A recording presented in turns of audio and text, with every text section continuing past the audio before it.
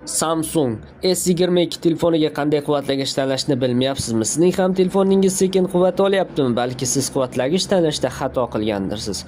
Unda sizga beradigan ma'lumotim manfaatli bo'ladi va telefoningizga uzoqroq vaqt xizmat qiladi deb o'ylayman. Batareyka sig'imi 3700 mAh, litium polimer LiPo batareykalar tizimi mavjud. 25 vatt quvvatlagich talab qiladi.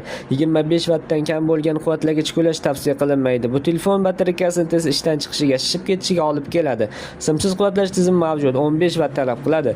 Telefonning o'zi ham simsiz quvvat beradi boshqa telefonlarga.